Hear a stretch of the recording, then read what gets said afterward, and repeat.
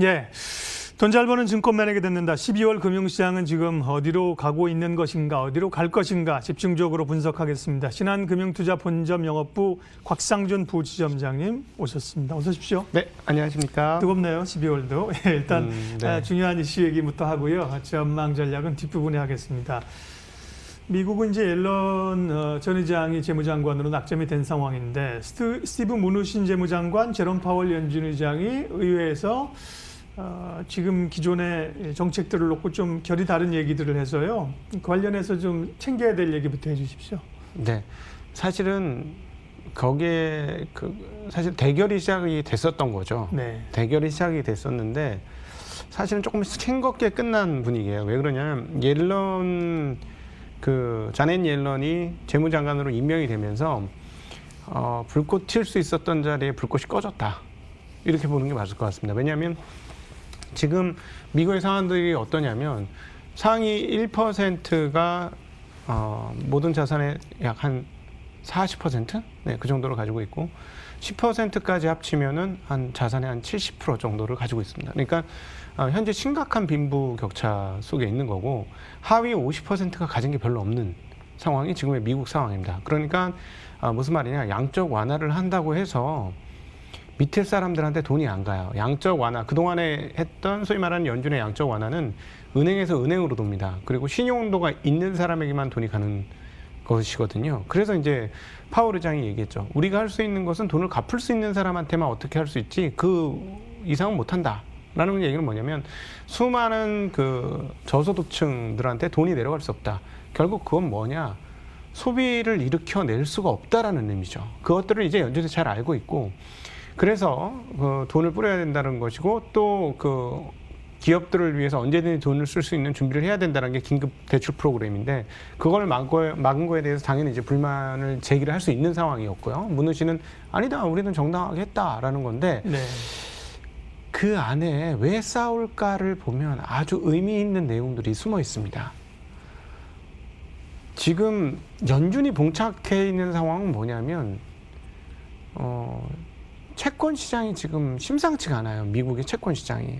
여기서 이 말은 무슨 말이냐? 장기물 금리가 벌떡벌떡 일어나고 있어요. 오늘도 30년물은 10bp가 넘게 올랐고 10년물도 거의 10bp가 넘게 가까이 올랐는데 9bp 올랐죠. 근데 이게 여기서 더 오르면 어떻게 될 거냐는 거예요. 어디인지는 저희는 정확히 모르겠습니다만 어느 임계치가 있을 거예요. 그게 10년물 금리가 1.2%가 될지 1.3%가 될지 1.5%가 될지는 모르겠으나 그러면 탄력받고 간다. 네, 어딘가 임계치가 있는데 그걸 딱 건드리는 순간 무슨 일이 벌어지느냐? 인플레이션 기대심리가 빵 하고 올라올 겁니다. 그러면 어떻게 되냐면 그 다음부터 인플레이션이 본격화되기 시작하면서 자산 가격뿐만 아니라 일반 시중 물건에서도 인플레이션, 서비스 요금의 상승 등으로 인해서 인플레이션이 일어날 수가 있어요. 그러면 어떻게 되냐면 연준 입장에서 몰려서 금리를 올려야 되는 상황이 오는 것이죠. 그런데 이런 경기가 회복되지 않은 상황에서 금리를 올리게 될 경우 어떻게 될 것이냐? 미국 경기 무너질 수 있습니다. 예, 전반적으로 모든 것들이 다 무너질 수가 있는 상황이라서 굉장히 어려운 상황 가운데 봉착되어 있죠. 근데 여기서 이제 자넷 옐런이 등장을 한 거예요. 그러게요. 뭐 무누신이야 이제 지는 해 아니겠습니까? 네. 이제 집에 가야 되는 상황인데, 그죠? 네, 예. 그렇죠. 그러니까 자넷 옐런이 등장했으니까 자넷 옐런은 어떤 입장이냐? 누구보다도 연준 상황을 잘 알고. 그렇죠. 예. 그리고 이제 노동 경제학을 했을 거예요. 이런 노동자들의 어려운 상황들을 잘 알고 있고. 그다음 또 남편은 또 행동경제학자예요. 굉장히 유명한. 네. 그러니까 이걸 어떻게 조절해야 될지 자넷 옐런보다 잘하는 사람이 없다라고 충분히 생각할 수 있는 상황이거든요. 그러니까 당연히 시장은 환호를 했고, 말씀 모두에 하신 것처럼 이게 대결 구도가 심각해질 바로 그 즈음에 자넷 옐런이 오면서 네. 자동으로 그 대결은 그냥 좀 불이 불틀려다가 불이 꺼져버린 그런 양상이다. 뭐 다행스러운 얘기네요, 그죠? 그렇죠. 예. 네, 그래서 이제 시장이 환호를 하는 거고 예. 지금 막 달려나가는 겁니다. 네. 예. 어쨌든 이 유동성의 힘들이 아직까지 엄청나게 풀려 있는 유동성들이 꿈틀꿈틀 되는 거 아닙니까? 국내도 이제 부동산도 쉽게 안 꺼지는 거고 자산 주가도 오르는 거고 그러다 보니까 비트코인 값이 요즘 또 뭐 급등을 하고 있는 상황인데요. 네. 자, 투자자들 입장에서는 비트코인에 직접 투자하시는 분은 많지 않는 상황이고, 뭐 네. 국내 이제 뭐 관련주들 좀 있잖아요. 이런 네, 쪽보다는 큰 흐름의 자금 시장 양이나 이런 왜 비트코인이 강한가의 의미를 좀 알아야 될 것 같아요. 네, 거기는 이제 저는 이제 금값도 좀 연계가 돼 있다고 생각을 하는데 네. 최근에 금값이 이 흐름에서 네, 달러가 약세가 돼서 91까지 떨어진 이 흐름에서 약하죠. 예, 2,000달러에서부터 쫙 해서 1,800 예. 미만으로 떨어졌잖아요. 2011년에 어떤 사태가 있었냐면 그때도 금값이 사상 최고가를 가면서 1,800불, 온스당 1,800불을 갑니다. 그때 한국의 PB 센터들의 사금고는 다 금 골드바로 꽉꽉 채워졌죠. 저는 그걸 현장에서 봤던 사람인데. 네. 근데 그 이후에 2012년부터 무슨 일이 벌어졌냐면 금값 폭락이 있었습니다. 장장 1,100불까지 떨어지죠. 채굴단가 1,300불이라고 하는데 그게 1,100불까지 떨어져요. 근데 그때 그렇게 빠질 때 무슨 일이 있었냐? 그때 중국에서 더 이상 달러를 사지 않겠다라고 하면서 자기네 중앙은행이 이제 금을 사 모으겠다라고 했던 거예요. 그런 것들 때문에 이제 금값이 더 많이 오르는 양상을 보여주었는데 그때 미국이 선택한 것은 증거금 조정, 즉 증거금을 더 내라. 금을 투자하고 싶다면 증거금을 더 내라. and 레버리지 비율을 낮춰라. 이제는 레버리지를 옛날처럼 많이 허용 안 해주겠다. 그러고 나서도 안 되자 마지막으로 금 매물 폭탄을 던집니다. 하루에 300톤, 400톤 이렇게 금 매물 폭탄을 던져요. 그러면서 금값이 꼬꾸라졌고 미국은 기축인 달러의 가치를 여전히 잘 지킬 수가 있었죠. 투자자들이 그 악몽을 기억하고 있어요. 네. 그런데 이번에 무슨 일이 있었냐면 증거금을 상향하고 레버리지 비율을 떨어뜨린 걸로 추정이 됩니다. 그러니까 원래는 지금 올라가야 돼요. 안 올라갈 이유가 없는 상황이거든요. 금값이. 자, 그러니까 금값이 그렇게 해서 한번 눌림을 당하고 나니 돈이 어디로 가느냐? 비트코인으로 간 거죠. 예, 왜냐하면 그리고 뭐 몇 가지 있습니다. 10월 달부터는 그 페이팔 효과가 상당해요. 페이팔이 결제를 해줬거든요. 비트코인을. 그리고 또 상당히 많은 곳에서 이제 비트코인에 대한 인식이 좀 달라진 부분이 있어요. 그러니까 무슨 말이냐면 저걸 통화로 보면 이해가 안 되실 거예요. 왜냐하면 저거 통화가 아니고 저걸로 뭐 교환 가치도 별로 없고 그런데 이게 뭐냐 일종의 자산 개념으로 생각하시면 어떨까 싶습니다. 그러면 이해가 되십니다. 그러니까 사실 지금 그 다이아몬드의 세계 최고 회사는 어딘가요? 드비어스예요. 그렇죠. 예. 드비어스가 갖고 있는 그 다이아몬드 재고를 시장에 뿌린다면 어떻게 될까요? 좀 몇 토막 난다고 생각하거든요. 근데 걔네들이 물량 조절하면서 가격을 맞추잖아요.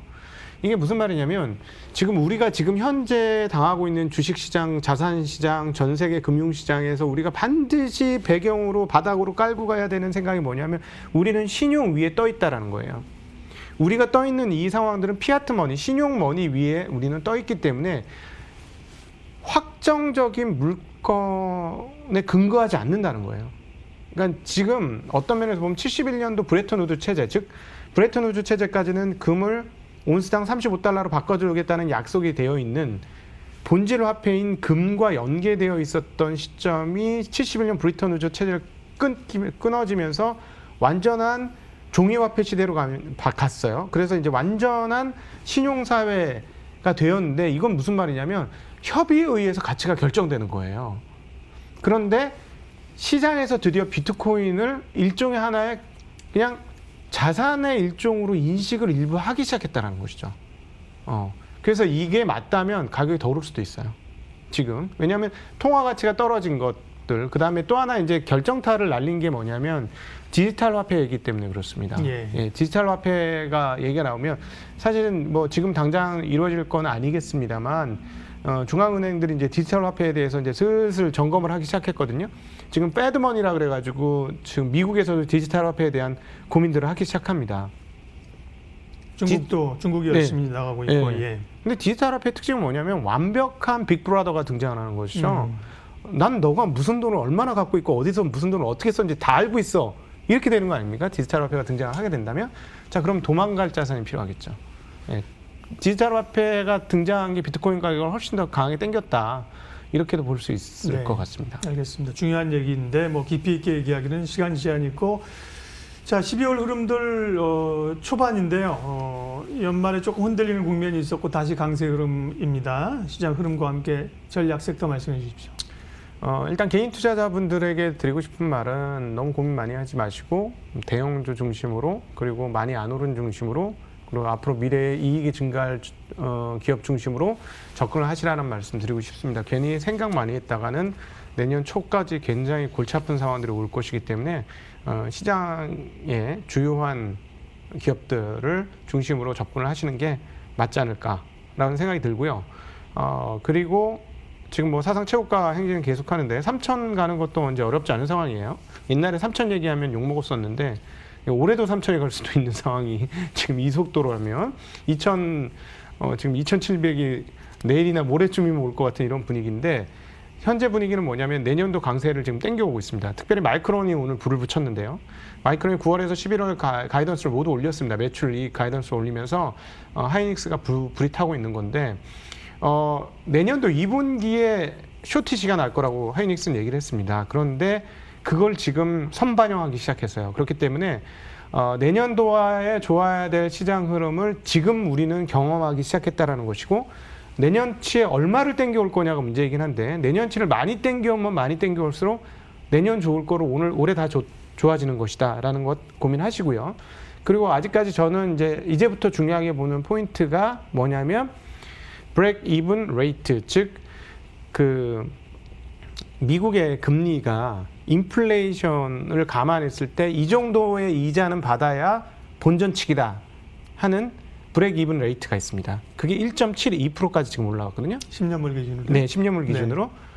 이게 2%를 넘을 때까지는 저는 잔치는 지속될 것 같습니다. 그래서 2%가 이게 넘어가기 시작한다면 경기의 가드를 그때부터 본격적으로 올리셔야 되지 않을까 싶습니다. 지금 당분간은 괜찮은 상태에 유효할 것 같습니다. 소위 리스크 온 분위기로 당분간은 네. 가는 게 몸을 맡기는 게 좋다는 말씀입니다. 돈 잘 버는 증권 매력에 듣는다. 신한금융투자 본점 영업부 곽상준 부지점장님 함께했습니다. 고맙습니다. 네, 감사합니다.